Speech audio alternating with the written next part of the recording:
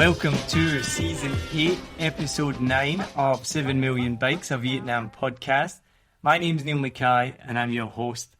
I've been living in Vietnam since 2016 and I started this podcast in 2019 to get to know more about the people that are connected to Vietnam, both foreigners and locals and people who live here and live overseas as well. Everyone has a story and I wanted to learn more about that. Now my guest today, she is the creative director of the Happievent and the managing founder of Social ChangeMakers. She has spent time studying and living in Europe, but she's born in Vietnam from Hanoi. And she says she's atypical Vietnamese. She's a mixed soul, half traditional, half modern.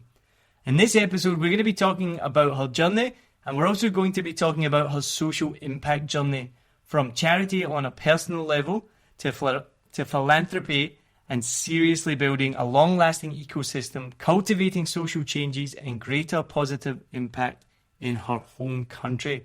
We've met before online during the lockdown. We did a networking event together, and I've been watching her progress over the last year, putting on some unbelievable events, trying to help change people's lives. So I'm very excited to welcome my guest today is Rosi Happi.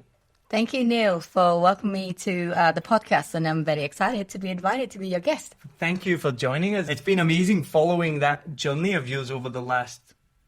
How long have you been back? Because you came back to Vietnam from Australia, right? I came back for a visit in March 2020 for supposedly 2 months holiday only, and then we all know what happened. Yep, well, we do. Let's not talk about that. Yes, we're all getting over it. No, so is that what happened? Then you got stuck here? At the beginning, I got stuck, social distancing and all of that. But then later on, I freed myself from being stuck. I decided I'll live here now. Wow. Yeah, I mean, there's positives have come from this situation over the last couple of years, right? So let's go back then. So you've studied all over Europe and Australia. So what took you then from Hanoi to that journey? So from Hanoi, I moved with my mom to Saigon first for personal reasons. My parents got divorced, so my mom decided let's move to a different country, different city. Sorry, it's not a different country. Well, some people say it's like a different country. Yeah, I know, the same country. It's just a pop out. Okay, so we moved to a different city so that she can start new, and Saigon is the hub of, industrial and business, and it's like a city of opportunity. So she thought back then, this is the place where we can start anew. And that's why we moved to Saigon. And I lived in Saigon, I believe, longer than the time that I was in Hanoi. Okay. So how old were you when you moved to Saigon? I was 5 or 6 years old. All right. So really young then. Yeah, very small. So do you consider yourself Saigonese or Hanoi? What do we call someone from Hanoi? Hanoian. A Hanoian it is, right? Hanoian, yeah. Right. I have both. Yeah. I can still do the northern accent, the Hanoian accent. Really? So I still feel Hanoi. But I think my soul, my personality, more the southern than the north. I lived here longer, Yeah, I mean, you've lived here most of nearly all your life. Yeah. Right. And so one of the things, we've talked about this a lot with other guests, so we don't need to go into too much detail, but one of the things that fascinates me about Saigon is how quickly it is developing. I've been here 6 years and I've watched it just dramatically change in front of my eyes. The bridge is about to open, which is, to me, is mind-blowing. Landmark 81 didn't exist when I came here. You then growing up here, how do you take in that, like, just that rapid development of Saigon? What was it like when you were growing up, I guess when you were growing up or living in a city, you do see there are changes, but you don't really see the rapidness of it. When I left and I came back, usually I came back every year for a visit. But then because of work and life we're kind of settled down in Australia. So I only came back, the last time I came back before March 2020 was 5-6 years ago. Everything changed so much. There's the landmark coming out of nowhere. There's so many restaurants, places to go. Saigon feels like an endless journey or adventure to explore. It's just such an exciting time, coming from... What for me is moving here, I really understood what that word developing meant. We don't tend to use the words like third world country and things like that in Vietnam. It's definitely not a third world country, but it's developing, and in being here, you're like watching it literally develop. Whereas we talk about countries like in the West where I'm from are developed, and there's not really much infrastructure gets built, not much changes, how many new buildings go up, because everything was done long before I was born. So for me, being here is really exciting because you're like, wow, it's happening in front of your eyes. Yeah, we are still a third level country. That we classify as that. Really? I thought it was changed. No? It hasn't changed it. Officially, Vietnam is still a third level country. Right. But yes, we are a developing country and we're developing very fast. Like you can see and you experience it very fast. I think we're about maybe 10 years behind Thailand. That I always look at Thailand because I like Thailand. I like the culture. It's closer to Vietnam than other country. But I think that Vietnam might pick up even faster. Well, so I heard this when I first moved here 6 years ago, was that, for example, like Korea, Vietnam's maybe 40, 50 years behind. But in 5 years' time, since I've been here, 5, 6 years, it's now like 20 years behind. It's catching up so quick. And so, I've not had that comparison with Thailand, but that would make sense as well. But Vietnam is a country of, there's different speeds in Vietnam because one thing, and I mentioned this on the podcast quite a lot recently, I often say Vietnam, but what I really mean is Saigon. Because what we're talking about, this rapid development, this drastic change, we're talking about Saigon. Whereas then if you go out there is still change in rural Vietnam, but not at the same speed, I would say. What do you think on that? I would agree with you 100% because Saigon is Vietnam for me or for you as well. Saigon go ahead of all the other cities. Hanoi, you can see some changes too, but it's still at the political quarter head of the country. It's slower. It's still trying to reserve the culture, and the rural areas and all the towns, they pretty much the same. You might see more houses because people are doing better.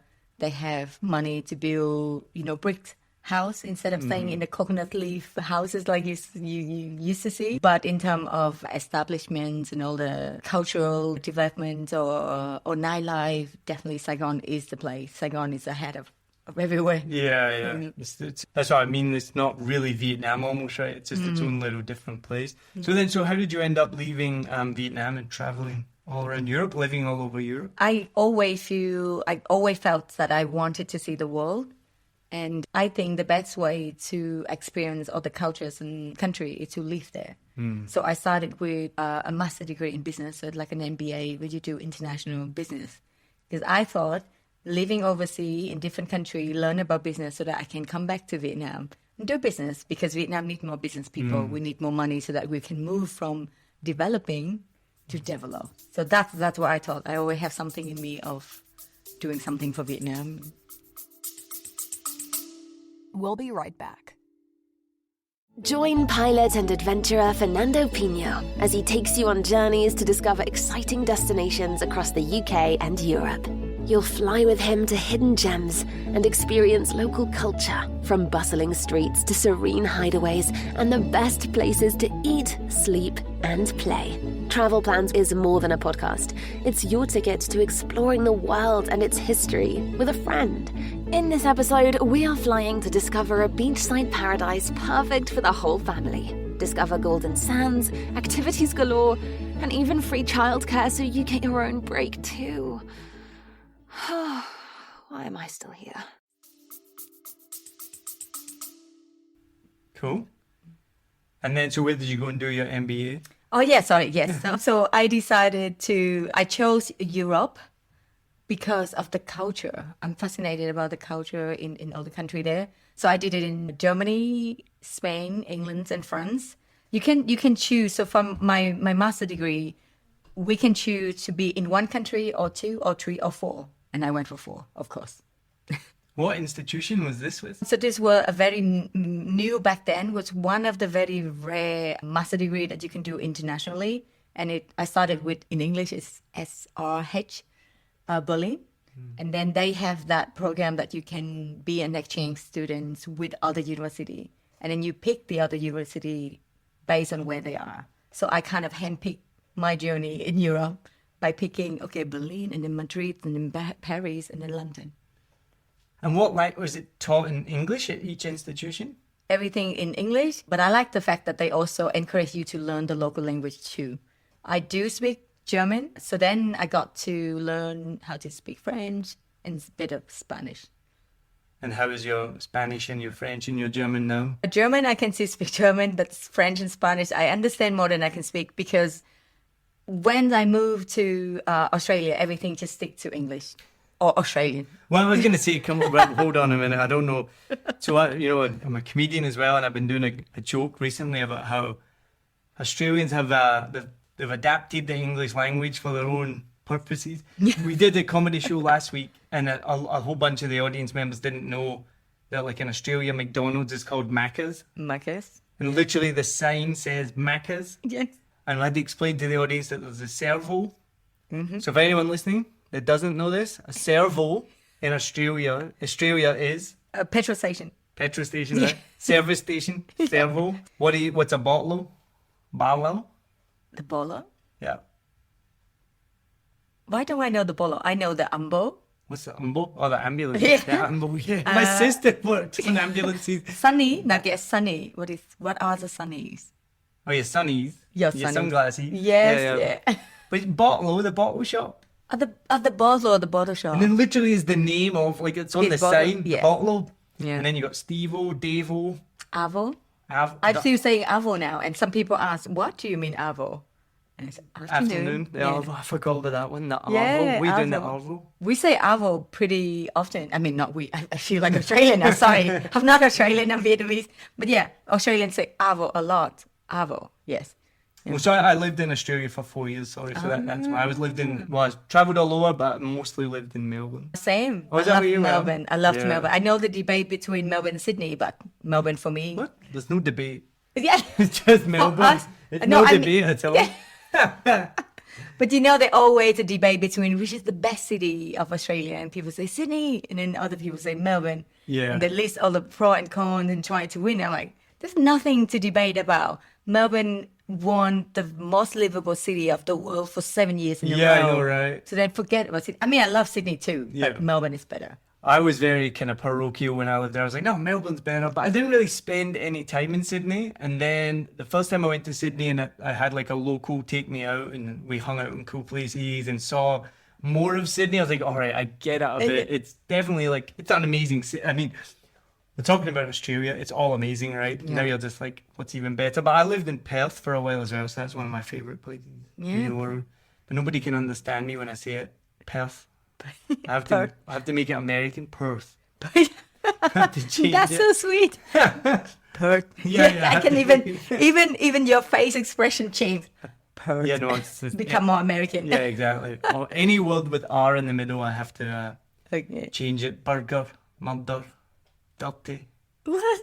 Can't even understand me, right? So how did you like life in Australia? Because I enjoyed it. I liked it a lot. I do make jokes about it as well, and I know this is true. Australians are racist. Like, there's just a fact. Like, their casual racism is shocking. Their casual sexism, and not all of them. There's plenty of like really decent Australians. I'm not like saying that they're all like that, but there are a lot of them. And it's shocking, and the amount of times you hear an Australian say, like, this isn't meant to be racist, but then you know they're going to say something racist. You're like, okay, well, here we go, what is this? It's like, I'm not being sexist, but I'm like, oh, okay, you're about to say something really, really sexist right now. So how did you experience that as obviously someone who's not Australian and not white? Because that's the thing as well I noticed with Australian, they're anti-immigrant, but not if you're white. They're okay with with British people coming over and things like this. When I lived there, I was just shocked at the treatment of like boat people and things like this. I was like, hey, this is insane. Yeah. When were you in Australia? I got there 2007 and left 2011. So right at the kind of, I think that was the start of them sending people to Christmas Island and Nauru and their treatment of these people fleeing persecution, war. And this massive country with so much space and so much room. And I mean, one of the most cringy things ever. Anyone who's listening to this is true. In Australia, they had bumper stickers and T-shirts saying "country's full." Really? Yeah. Oh, good that I haven't seen it. I didn't see it. This country is far from full. It's the most desolate country in the world. This is how unironic it was. They were like, yeah, country's full, mate. And you're like, wow. Yeah, so that is why I experienced some of this kind of casual racism, especially towards their own Indigenous people, when people would then start to denigrate the Indigenous people there. I would get so angry because it's like, you know this country was stolen from them, right? And like, anyways. But my question was, so you as a immigrant or an expat, we'll talk about the differences in that later. How were your experiences of Australia in that sense? And then you can share the good experiences as well, because I don't want to. There are some unbelievable people in Australia, really forward-thinking, progressive people, but unfortunately, they often get drowned out by the idiots. I think 2007 to 2011 was before my time. I came over to Australia in 2013. I know it's only 2-3 years difference, and I live in Melbourne. And maybe also because of my environment and my network, I live more or less the same. Maybe I have my own bubble. I live more or less the same in Vietnam or overseas. I always have international friends. I work in international environments. So I experience less of the sexism or racism. Having said that, it doesn't mean that I didn't experience any, because like you say, I'm not white and I'm Asians. There's a lot of Asians in Melbourne, more than in Sydney and other cities. More Chinese, but people don't know that. For Australians, they look at Asian people, they're all the same, they're all Chinese. I work for a hotel chain, it's an American one, very international. We have people from different background and nationality. But I didn't notice it until I got to a higher level. When I became a manager, an area regional manager, and I got to then travel and work in different resorts. So one time, let's just pick out one. I was answering the phone, a customer calling at the hotel and they asking for a special reservation, whatever it was. But I think he noticed my accent, that I'm not Australian, obviously.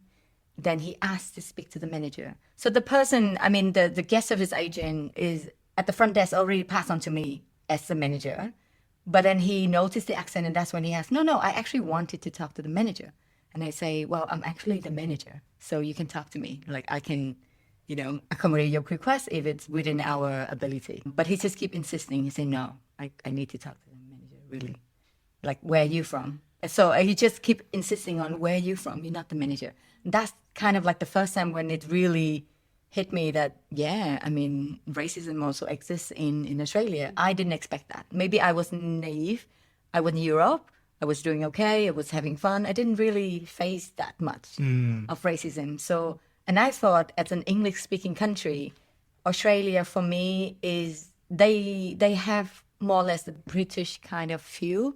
They definitely look up to like Great Britain, but they do want to be American. That's just my absolutely agree. Just 100%. my observation. I feel like you have a lot of British in you. But you look up to America and you want to be like American. You try to copy everything. So then I thought, okay, well, English-speaking, Australian, Great Britain, England, and American, all of that together would make you a very open-minded country, if that Australia is the person. But then I realized, no, not 100%. And especially that situation happened when I was in Torquay.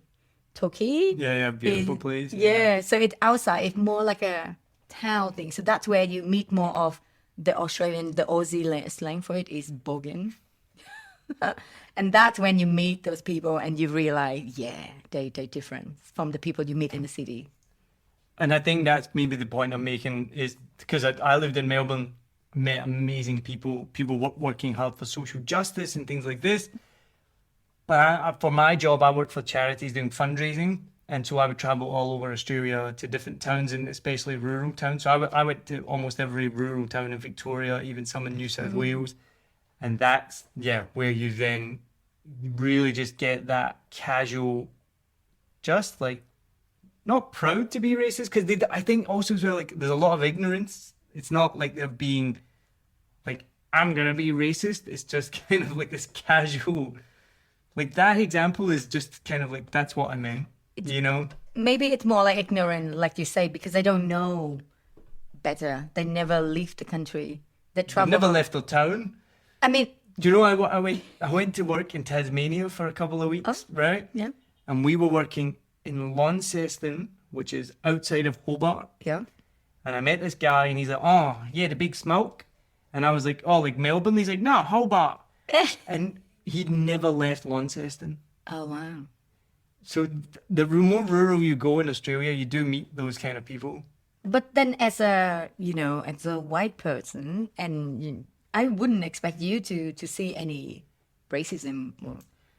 Well, it's more sometimes because they're overconfident that they think they can say casually racist things in front of you. But I also had colleagues that I worked with that were of different international backgrounds and things like this, so you would kind of see it in that way. Well, I guess as well, so here, I'm just remembering, so I worked for like the Red Cross, Amnesty International, Oxfam in Australia, things like this.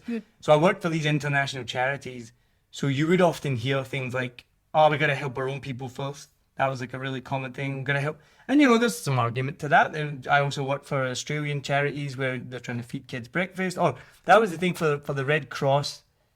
So for some people, you just can't win. And we can get into your charity journey soon. So because I've worked in charities for most of my life, sometimes you just can't win. So it's like, we're with the Red Cross and they're like, oh, we got to help people in Australia. Yeah, cool. We're actually doing a breakfast club. So we give kids breakfast that come from families that can't afford it. Why can't they afford it? Why they spend all the money on cigarettes and alcohol? They should be given. So it's just like they've got something ready no matter what you say. But, so that's what I'm saying. I met some unbelievable people that really wanted to help people. But I also met people that were like, no, I'm not helping another country, Well, I didn't do much charity work in Australia, simply because I was in a situation where I actually need help. As an immigrant, trying to live in the country, find work. And so I did not work in charity and I didn't see that. But yeah, myself experienced that casual racism, even sexism, like you say, yeah. Yeah, I think that sexism is worse than the racism. I felt a lot of time invisible in the conversation where I'm the only female there. And I feel like, even when I speak, but yeah, not, and that's it. Just acknowledge, but wouldn't count in my opinion. And just basically because I'm female and also because I'm Asian.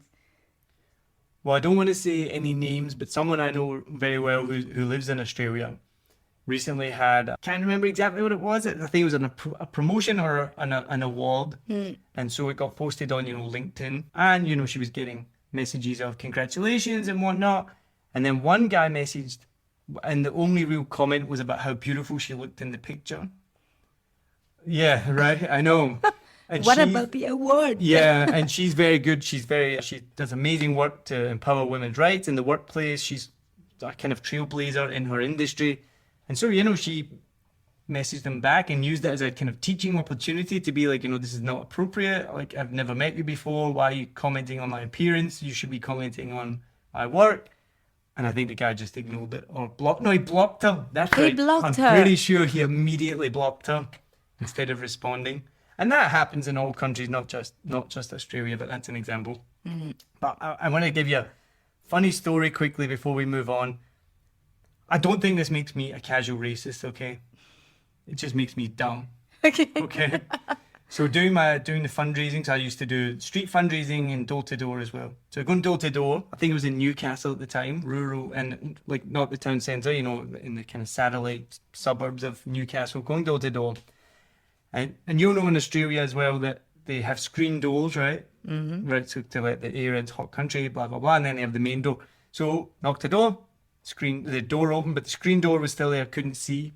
And then this person with a high-pitched voice, small, from what I could see, answered the door. And I was like, oh, can I speak to your dad? And then she opened the screen door and then this big Aussie bloke came up, stubby shorts and grey beard.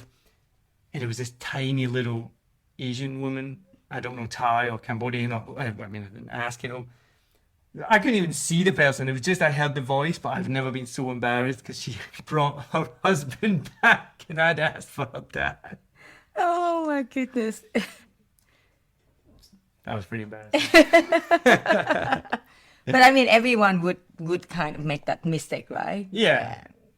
I probably in that situation might make the same mistake. Like it was purely based on the sound. I couldn't even see the person, but it was definitely. And I think racism, sexism, or ignorance coming from what we know, coming from the knowledge what we have. We know what we know. We don't know what we don't know. So we would make assumptions or we would make a judgment based on what we know. And if the judgment turn out to be wrong, then it's just an assumption, right? But if it's right, then it was a right judgment, so. Thank you. If that's make you feel better. Like I make some embarrassing mistake too. So let's move on then. So when you left Australia, you were in Australia for how long then? 7 years. 7 years, and working in the hospitality industry. Not the whole time, but yeah, most of the time, yes. So you got to see a lot of the country. Yes, I travel around for work because it's hospitality and the hotel chains, they have resorts and hotels everywhere. I was actually responsible for Victoria and Tasmania, so I got to see Tasmania too.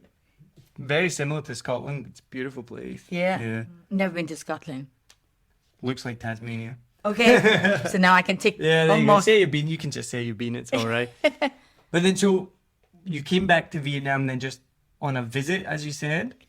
What kind of philanthropic work had you been doing before? So I did on a personal level, like I mentioned, when growing up, I think Vietnam is a very philanthropic country. All of us, each of the Vietnamese person were always willing to do charity. Always. You will always want to keep something, help someone. But then it's not to the professional level. Like we need to look at it more seriously instead of just helping because we can help. So then when I was even before I left Vietnam, when I was working here in a travel company, I was trying to do some charity work and I asked the company to get involved. So I was on also like executive manager, so kind of high level. And I thought my voice would, make a difference. And I say, hey, I've been doing a lot of charity on my own with my friends. What about the company joining? And then you can, donate some money, or we can just ask the employee to donate and just gather people and do a trip. And the answer was no. I don't remember what it was. We don't have the time or we don't have the resources. And then I did it myself with the people from the company, but not as the company. But thinking back, it was their loss.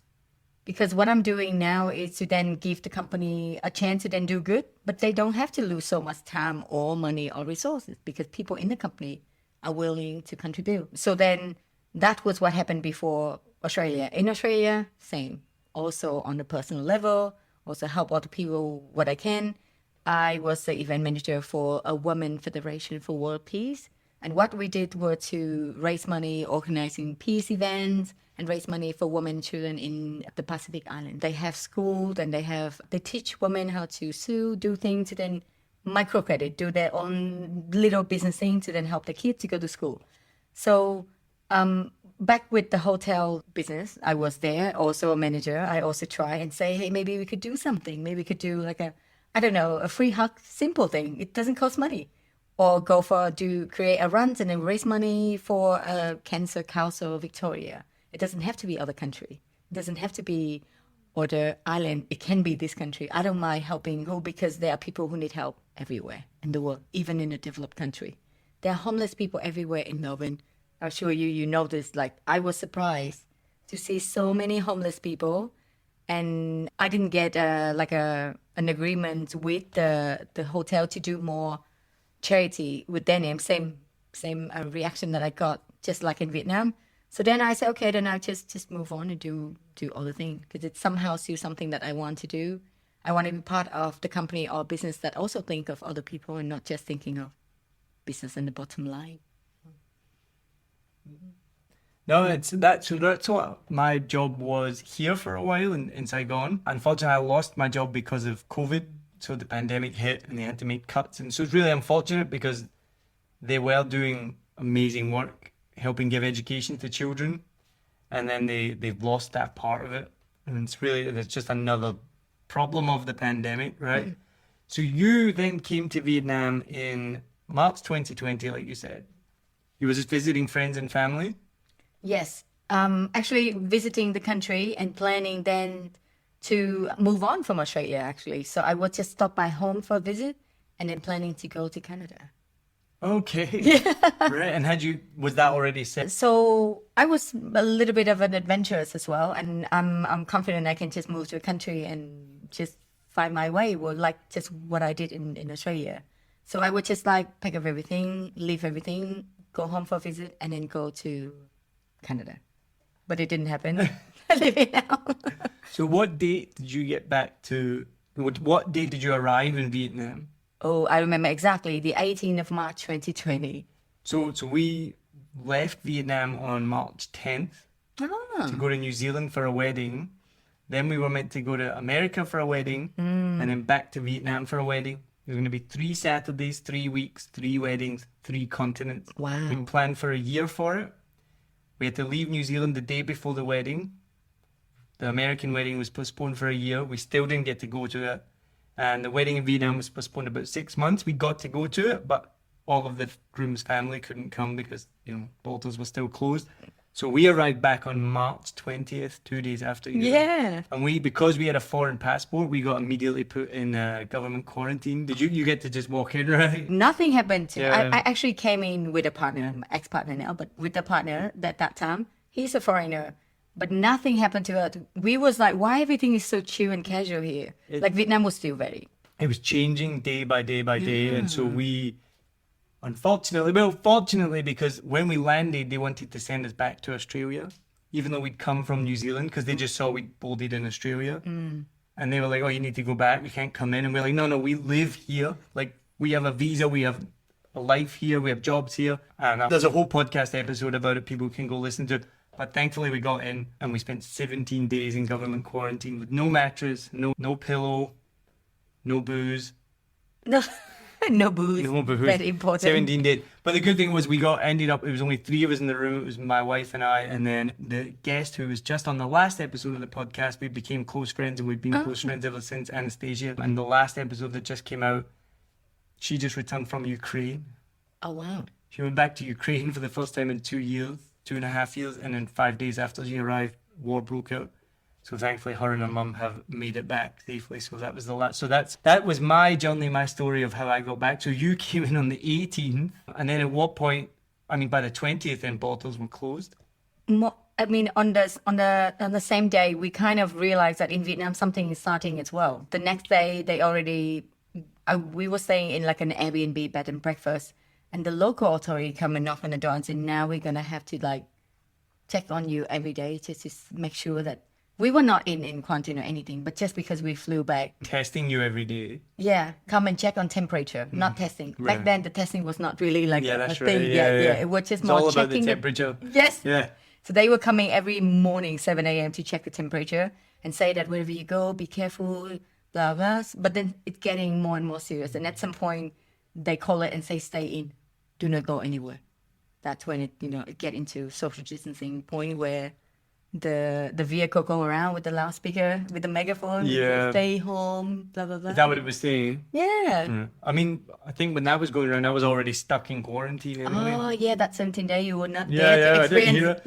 Well, one of the things we'd heard about, and I don't know if you saw this, but we'd heard about kind of like an anti-foreigner sentiment, because there was this perception that foreigners had brought in COVID, which was not true because it was returning Vietnamese that were bringing the COVID back. But so I remember being in quarantine and we were nervous about getting out because we didn't really know what we were walking into. And we'd seen things on Facebook about how foreigners had gone to, Vinmart and been refused entry, even though they were letting in Vietnamese people, or they'd been like abused and yelled at by people.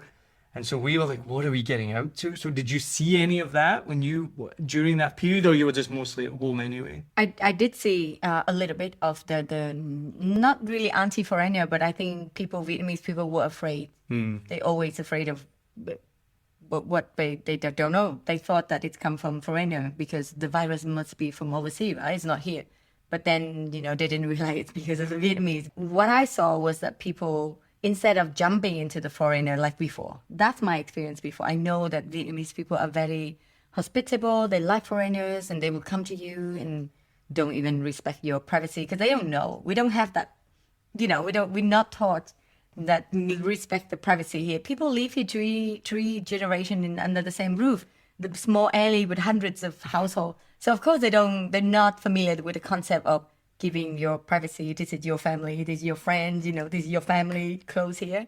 So they come and they touch you because you probably would get that back then too, I assume. Because you're so white, you look so different. I've never really had that, strangely. But I know lots of people who have. I personally have never really had that. I might give off a vibe like, don't come near me. They would touch your hair if you have like a fluffy curly I've heard hair, this from many blonde people, hair, yeah. blue eye. They would come like, "Oh, you're so pretty, touch you because you're so wild like a princess." The no only one thing will- I ever got one time in D4 was someone was like touching my nose and said I had a long nose. But I mean, why would you touch someone? No, you can make the comment, but do not touch people. Yeah. That's the only time it ever happened. But then there was someone, like a Vietnamese person with them who could speak a little bit of English, and they're like, no, she's saying you've got a really nice nose, but she's like, long nose. Yeah. That's the only time that Yeah, so I didn't see that anymore. I see that people, when they see foreigner, they were like, standoffish. "Ooh." They Yeah. would, yeah, they would like keep the distance. Or they also ask me, some people ask me, so where is he come from? When did he arrive in Vietnam? I'm like, he's with me. He's with me. He's cool. I vouch for him. And I think that was a big part of it as well, right? It was more questioning, like, about where people were from and when they got here. things So like then I sometimes just to get over it, to go on with our travel, I would say, you live here. Like, we live here. Even me, I didn't even want to say that. I just came because I know that I didn't have the virus. I know that. But I know people here too. I know they would be afraid, they would get paranoid. And we saw that. We saw the paranoid over the lockdown and the social distancing, right? They freak out on everything. Well, let's move on from that. We don't Yeah, we exactly. like to keep the COVID chat to a minimum. So let's go on then. So you got stuck here, like many people. How did you then turn that into this wonderful thing that's now become the Happievent and the social ChangeMakers? Yeah. So the Happievent is something that I started back in Melbourne before I left. So I stopped working for the hotel, and I thought, what is the one thing that I like doing? I like people. I'm a people person, very, very extroverted. And I got the energy from people. I like to bring people together. And if I could do that to help other people, perfect. So I started with my own event business called the Happievent. I started to do with what I like first. Dancing, happy, party, and then become a festival of something more cultural. South of Africa festival, a Latin festival. And then there's a reason why we left Australia and moving on to Canada. But I'm not getting into that, more like a personal reason. But we came to Vietnam that when getting stuck here, seeing people struggle, Vietnam being a developed country, third level country, we don't have the resource. The government didn't know what to do. So who suffer from all of that? The people on the street, the people in the little alley that got quarantined because one person got COVID. Then everyone got quarantined. They didn't get to go to supermarket to just get food. Even the basic need of food and feeding your family, it's become impossible. So then I thought, I have the resources and I have the network, and somehow I was still able to go out and do other things. So I decided I want to do some events here, starting to help people. And I start with Dance for Kindness, flash mob, just something that I like dancing, but then helped other people, get people to join in. We raise money and we use that money to help people. That's were before the pandemic. So that were for the flood victim in Central. That was the first year. And then the year later, 2020, when COVID started, 2021 was more like then that's when I started. January 2021, I decided I want to do it more seriously. I joined in Women Empowerment Club, which is an initiative that funded by the US Consulate.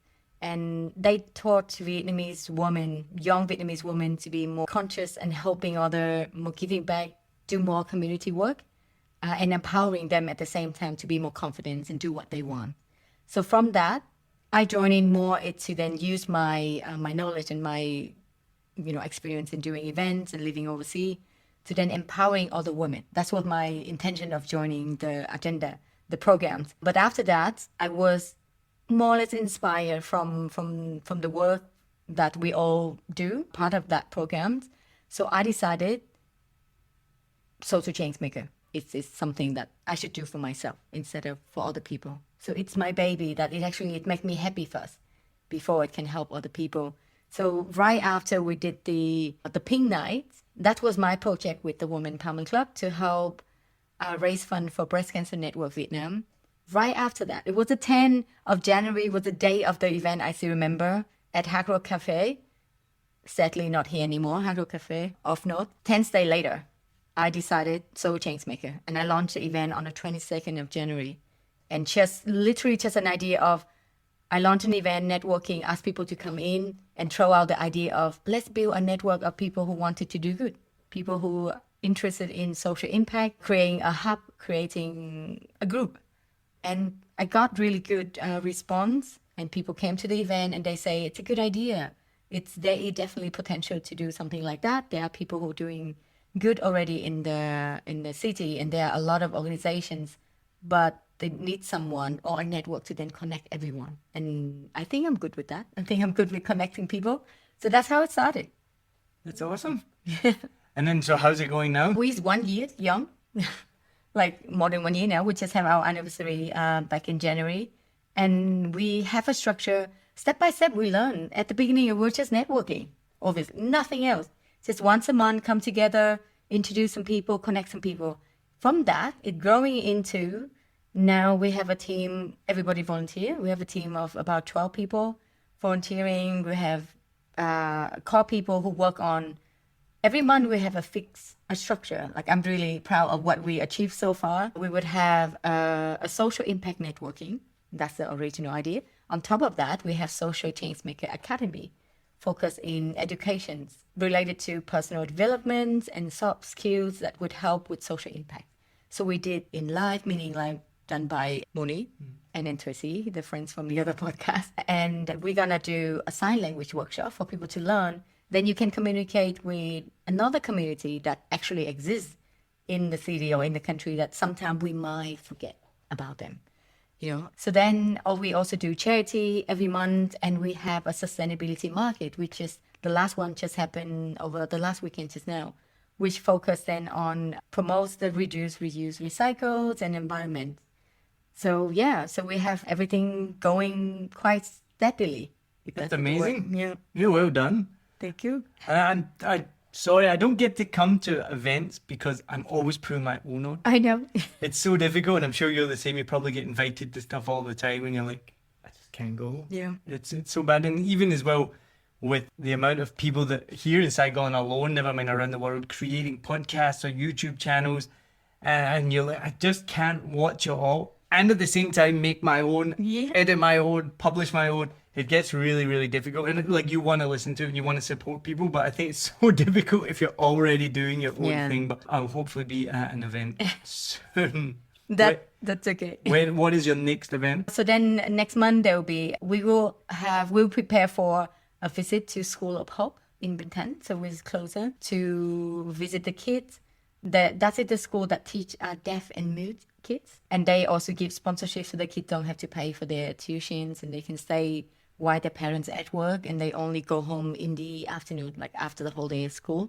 So we'll come and play with them. That's one of the things that we would. And then again with the market, the charity market, and the social impact networking, the same thing. But what exciting coming up is that from May, we're going to have our office. I'm very excited about this. Moving offline into the real world. Yeah, so we've been doing events. We've been co-working from different places, different venues. And we started with a charity flea market because we got people donated things to us, and we can sell all the donations to then raise some money in our activation. So you don't always ask people for money. It's a difficult time. Not everybody have money to then help all the time. So we try different ways to then raise money. And one of the ways is to then people can donate stuff when they leave the country. And then we sell them, we have the money, and we then help someone who needs. And we're going to set up our charity shop instead of online. Now it's going to be offline at the office. So that's very exciting. Wait, congratulations. Thank you. May, which is very, very soon, right?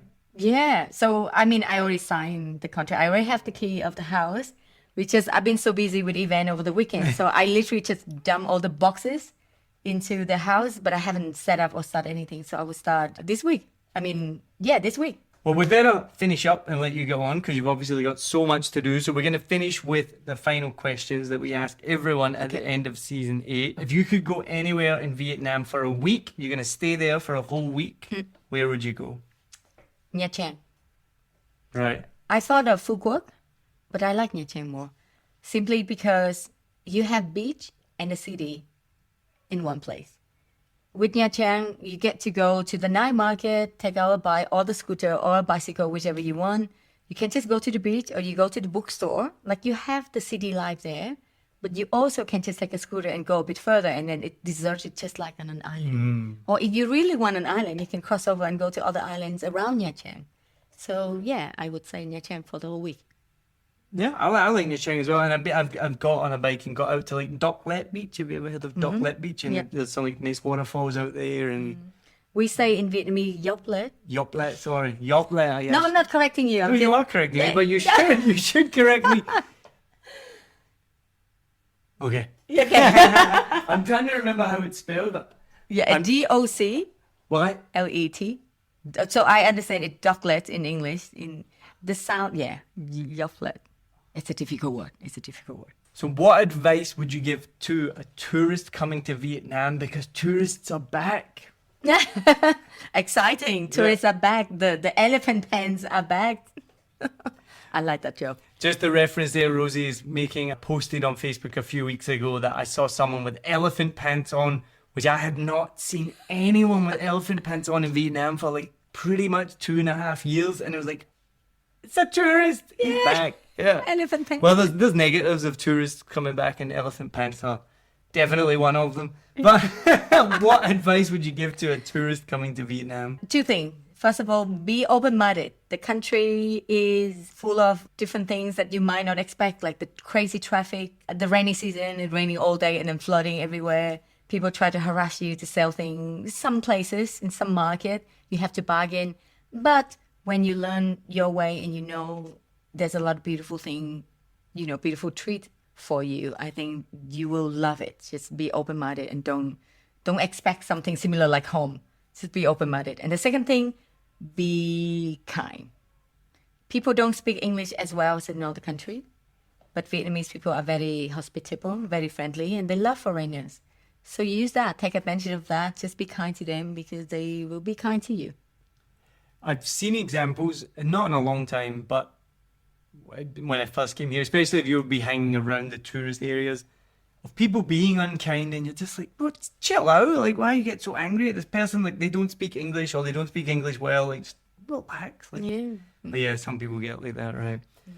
Now, what advice would you give to someone who wants to live in Vietnam, who wants to move to Vietnam? Oh, advice. Do your research. Know what to expect.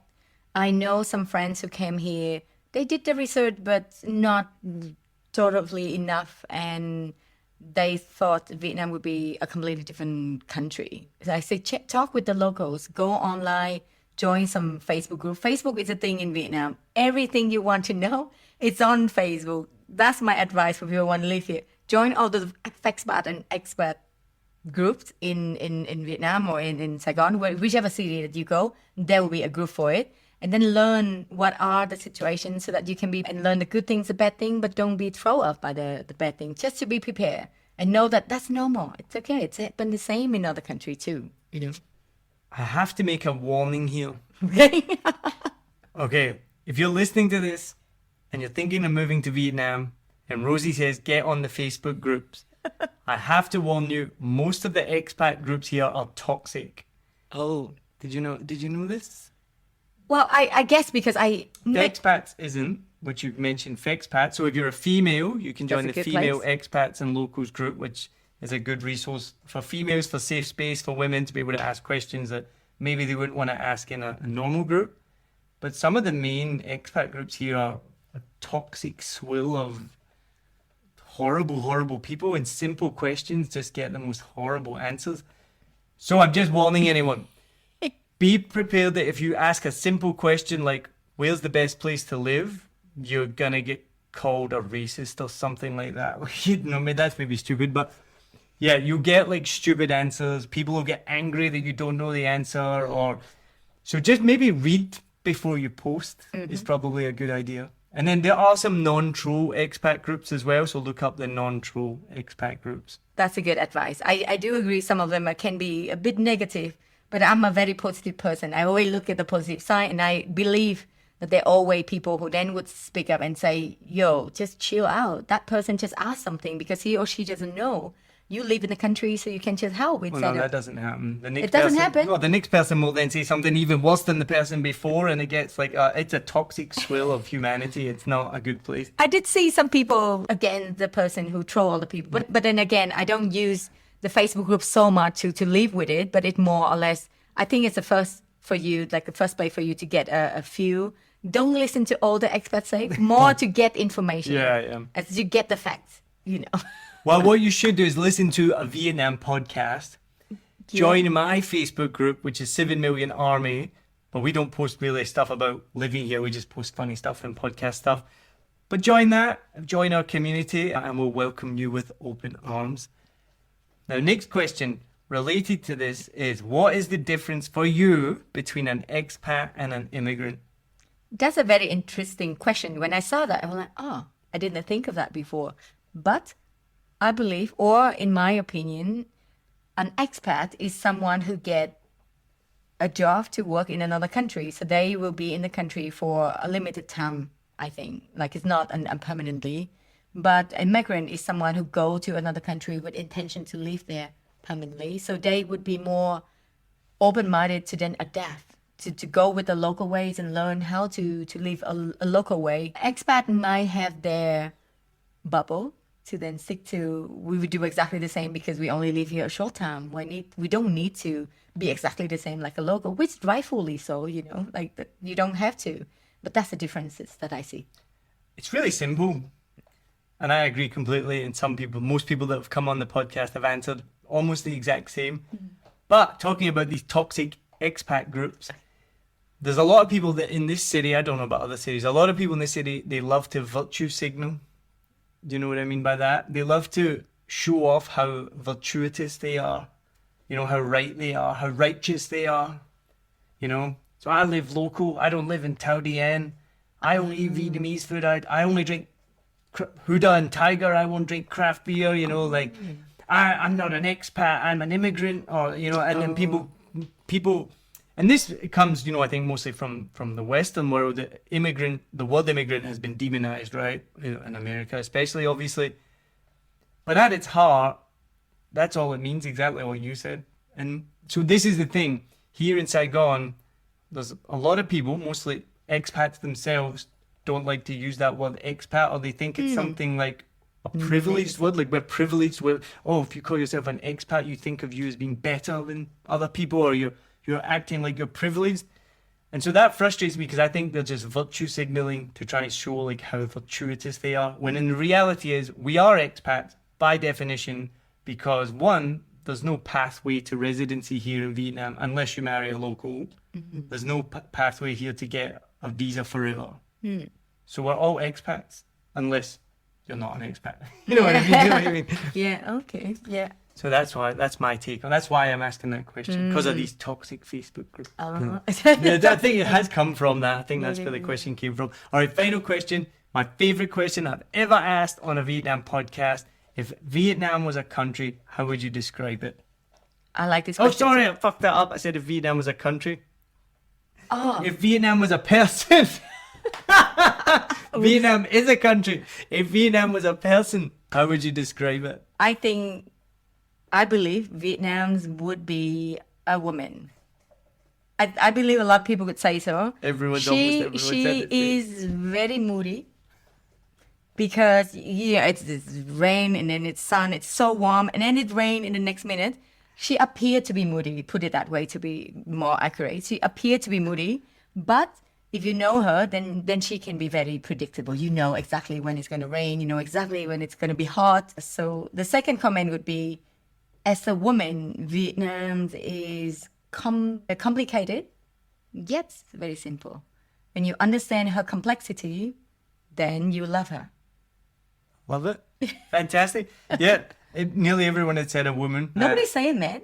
No, I don't think one person has said a man. Do you think Vietnam is a woman? Do you think? Well, I do now because I've had so many people say it. Okay, But it makes sense to. I could see it as a woman. Yeah. Okay, let's skip other people. What other people think. If I ask you the same question and just skip everything what I just say and other people say to you, what do you think? Well, I'm biased now because I've held 8 different answers. I can't just take them out of my head. And because in my head as well, one of my favorite ones, they said, "Oh, she'd be a woman. It should be a spicy woman." Spicy woman. I thought that was a great one as well. And I like that one. Complex but simple. Unpredictable but predictable. Moody but predictable. As well. But so my thing as well, I think if let's just say she's a woman, right? I don't think it would be a man. Because Vietnam is I think very matriarchal. there's definitely the patriarchy here as well, but the women run this country, right? And I see that, and I even have heard that from, like, you know, the man goes out and works, but he comes home and gives all his money to the woman, and she, like, runs the household. You're nodding like that. That's correct, right? So, and then from what I've seen, so the one company that I've worked here for, the CEO, the director of HR, every person in a senior position was a woman. Nice. I like that. Lower level, not so much, and there's some issues there that they need to get some more women into the lower level management. But the upper level management, the top of the chain, was all women. And all I see here is people like yourself, like strong women. And that would be, for me, I guess, for Vietnam, it's just a really strong woman, I think, make up the backbone of the country. all Vietnam, you know. I had a talk recently with Michael, a friend of mine who is the fellow of English language for the American Center of the U.S. Consulate. And we had to talk about women empowerment for March, to close off the month of women empowerment. And he also asked me about Vietnam and women, Vietnamese women. And we discussed about Vietnam is actually very, like, a woman-run country. Women's way more stronger and way more CEO than you see in other countries. And also, not a lot of people know, but Vietnam we used to have the, what is the word again? Not the patriarchy, the other one. Matriarchy system all the way back. Yeah. And then it shifted somehow to patriarchy. So we actually a woman-led country, so to say. Yeah, and you can just, I think I'd heard that before, and you can see that. Yeah, women in positions of power everywhere. Everywhere. Yeah, it's incredible. So yeah, no, awesome. Well, Rosie, thank you so much. It's amazing to share your story. There was a I won't say who, but it was a Vietnamese VQ expat woman who's doing amazing things here, and I asked her to be on the podcast, and she turned me down, and that's fine. She said she didn't want to talk. She's not a talker, and that's fine. But I was like, she's like, you can find someone else. And I was like, no, I want to share stories. I want to share there's stories of women that are doing amazing things here. And she liked that. She still didn't say yes, but maybe one day she'll come on. But yeah, there's so many amazing women here doing some incredible things. So it's amazing to hear what you're doing. So before we finish, tell people listening, where can they find more about the Happievent, social changemakers? How can they help? What can they do to support you, and where can they find you? So the Happievent and Social ChangeMakers, we are on Facebook. Like I mentioned, everything is on Facebook in Vietnam. We also on LinkedIn, on Instagram, so on social media basically. People can join supporting by going to the events, going to all of Social ChangeMaker activity, what we do. You can also donate money or clothes or anything that you want to donate to our shop, which will be set up this week. Or join us and volunteer. You can also join the volunteer team too. Awesome. And we'll put all the links in the show notes for the Happievent and Social Changemakers. So go there, click them, and connect with Rosie and her amazing team. Well, Rosie, thank you so much. Thanks so much, Niall, for having me. I have a great time chatting with you. Awesome. Cheers. Cheers.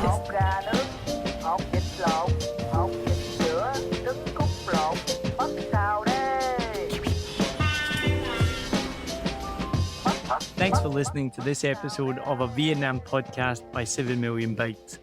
We hope you enjoy hearing our guest stories.